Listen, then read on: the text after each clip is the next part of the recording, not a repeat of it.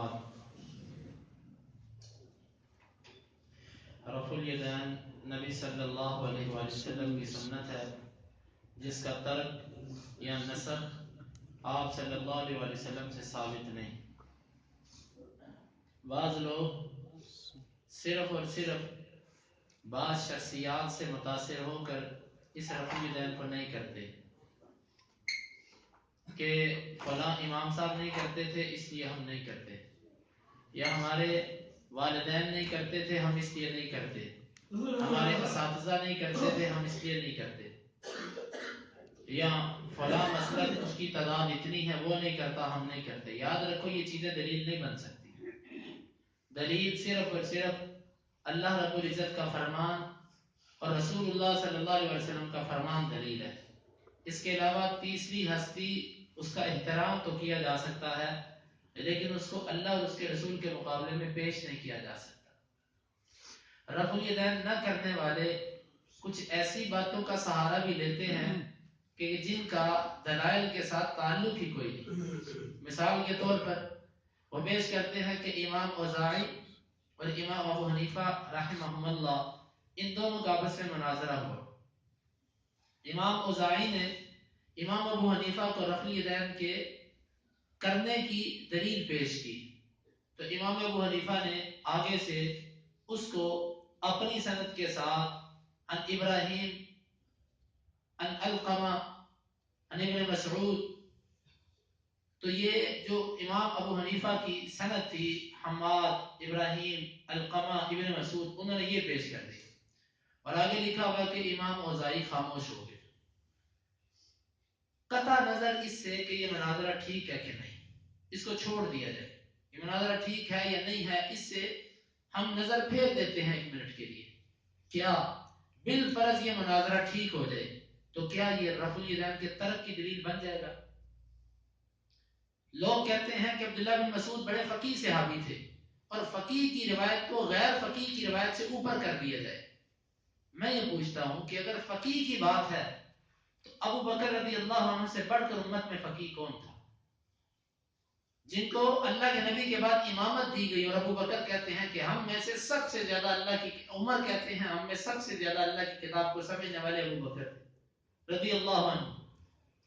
ابو بکر رضی اللہ عنہ سے رفع الیدین ملتا ہے، عمر فاروق سے رفع الیدین ملتا ہے جن کے فوت ہونے پر عبداللہ بن مسعود نے کہا تھا لقد ذهب 9 اعشار العلم، آج علم کے 10 حصوں میں سے 9 حصے فوت ہو گئے، صرف ایک حصہ باقی رہ گیا دنیا میں عمر رضی اللہ عنہ کے جانے سے۔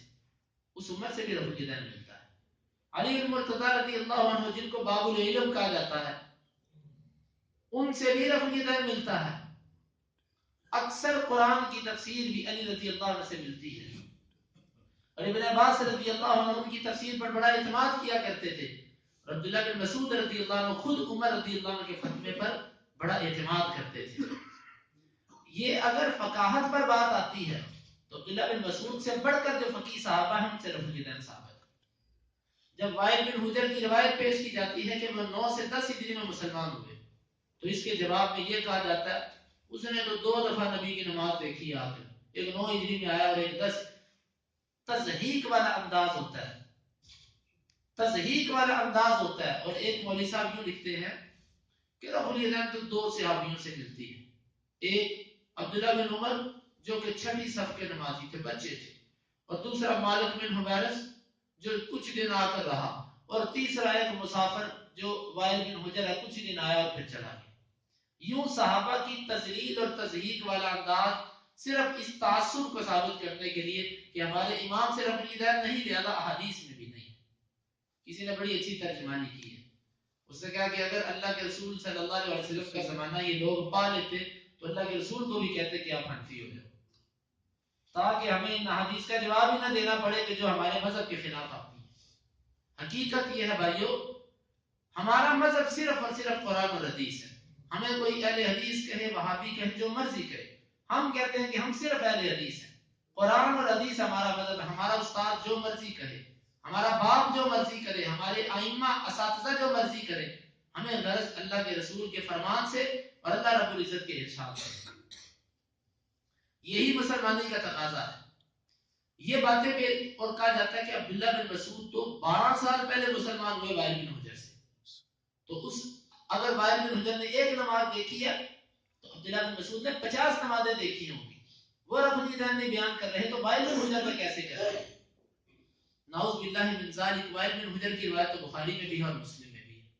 اور ابن مسعود کی روایت کا نہ امام بخاری لے کر آئے ہیں نہ امام مسلم لے کر آئے. ان کو پتہ تھا یہ روایت صحیح ہے. سوال یہ ہے کہ کیا نعوذ باللہ وائل بن حجر کی روایت غلط ہے؟ کیا ان کی روایت؟ اگر تم کہتے ہو کہ عبداللہ بن مسعود 12 سال پہلے مسلمان ہوئے تو میں کہتا ہوں عبداللہ بن مسعود سے پہلے بھی ابو بکر رضی اللہ عنہ مسلمان ہوئے, ان سے بھی رفع الیدین ثابت ہے. اگر پہلے کی بات کرتے ہو تو عبداللہ بن مسعود سے پہلے ابو بکر مسلمان ہوئے, وہ بھی رفع الیدین بیان کر رہے ہیں. عمر فاروق رفع الیدین بیان کر رہے ہیں. اور ان سے پہلے علی مرتضیٰ مسلمان ہوئے, وہ بھی رفع الیدین بیان کر رہے ہیں. 50 کے قریب صحابہ سے بسند صحیح رفع الیدین ملتا ہے. جن روایات کی صحت و ذوق کے ساتھ تعداد 400 سے اوپر ہے. رفع الیدین کرنے کی روایات کی تعداد 400 سے اوپر ہے. اور کسی ایک امام محدث نے ترک رفع الیدین پر کتاب نہیں لکھی, جبکہ رفع الیدین کرنے پر ائمہ کی کتابیں بے شمار ہیں. بہت سی کتابیں ائمہ نے رفع الیدین کرنے پر لکھی, ترک رفع الیدین پر کسی ایک امام کی بھی کتاب نہیں ہے. تو اس کے باوجود صرف یہ دیکھنا کہ میرے دائیں بائیں آگے پیچھے نہیں ہوتا اور میں بھی نہیں کروں گا, ایسا بندہ اللہ کے کو خود جواب دے ہے. تو لہذا یہ مناظرہ دلیل بنانا کہ امام ابو حنیفہ امام اوزاعی کا مناظرہ ہوا تھا, تو امام صاحب نے آگے سے کہا, فقیہ سے آبی کی روایت پیش کی اور امام اوزاعی خاموش ہو گئے. یہ محض ایک تعصب اور سینہ زوری ہے.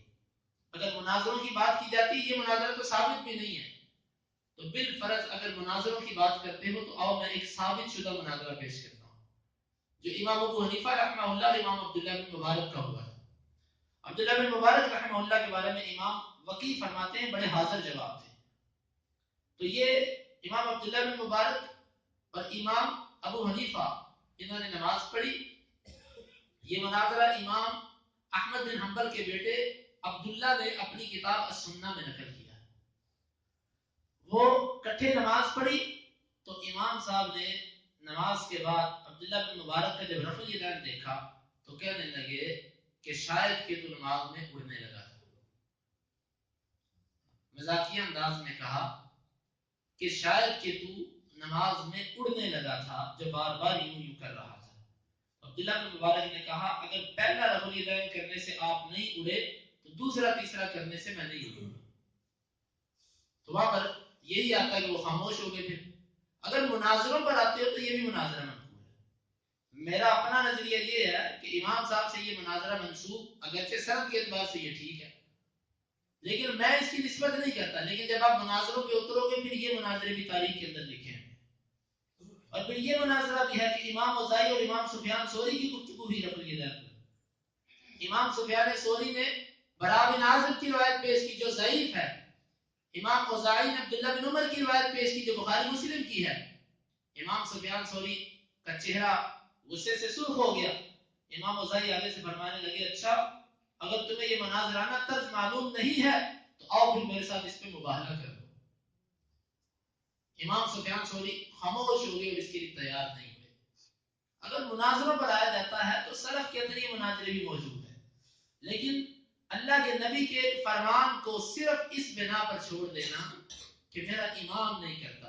اللہ کی قسم میں کہتا ہوں ایسا بندہ رفع الیدین نہیں, ایسا بندہ اپنے ایمان کی فکر کرے کہ ایک شخصیت کی خاطر اللہ کے نبی کے فرمان کو چھوڑ دیا صرف اس وجہ سے کہ اب تک میں نے نہیں کیا, میرے والدین نے نہیں کیا, میرے بڑوں نے نہیں کیا. اس چیز کو دلیل بنا کر اگر کوئی رفع الیدین نہیں کرتا تو وہ اللہ کو جواب دے. باقی رہا بہت سارے علماء کا طرز عمل, تو پاک و ہند کے اندر بھی بہت سارے ایسے علماء جو رفع الیدین نہیں کرتے, لیکن سنتوں کے اندر یہ جب وہ تنہائی میں نماز پڑھتے ہیں تو ان سے رفع الیدین کا ذکر اور رفع الیدین کرنا ملتا ہے. جس طرح کہ میں نے آپ کو مفتی شفیع صاحب کا تقی عثمانی کے والد کا پیش کیا تھا حوالہ کہ وہ کہا کرتے تھے کہ کبھی کبھار رفع الیدین کر دیا کرو, کل اللہ کے نبی کو کیا منہ دکھاؤ گے, یہ اللہ کے نبی کی سنت ہے, اس کو کیا منہ دکھاؤ گے.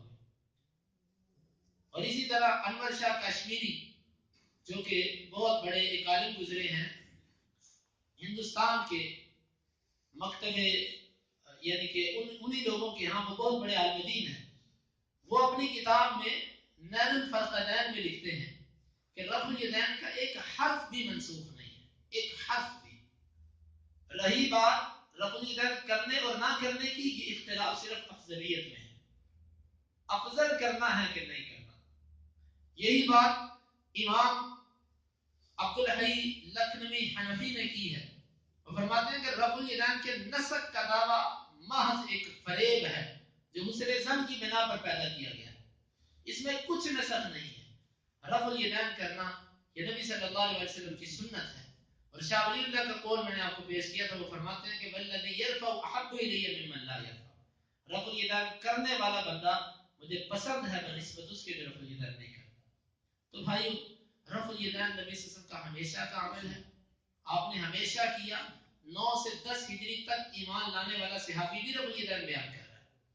اور پھر ایک قاعدہ اور قانون یہ ہے، قاعدہ ہے کہ مثبت کو نافی پر مقدم کیا جاتا ہے۔ اس کا مطلب یہ ہے کہ آپ سب لوگ مسجد میں بیٹھے ہو، ایک بندہ باہر سے آیا، اس نے مسجد میں دیکھا کہ لائٹ چل رہی ہے، وہ اتنا دیکھ کے چلا گیا۔ دوسرا بندہ مسجد میں آیا، اس نے دیکھا کہ لائٹ بھی چل رہی ہے اور پنکھا بھی چل رہا ہے۔ اس نے باہر جا کر کہا کہ بھئی لائٹ بھی چل رہی تھی، پنکھا بھی چل رہا ہے۔ پہلا بندہ کہتا میں نے صرف لائٹ چلتی دیکھی، دوسرا کہتا میں نے پنکھا بھی چلتے دیکھا۔ آپ کس کی بات مانیں گے؟ ایک بندے نے ایک چیز نہیں دیکھی اور ایک بندے نے ایک چیز دیکھ لی، تو جس نے دیکھا ہے اس کی بات کو مانا جائے گا، جس نے نہیں دیکھا اس کو کہا جائے گا تم نے نہیں دیکھا۔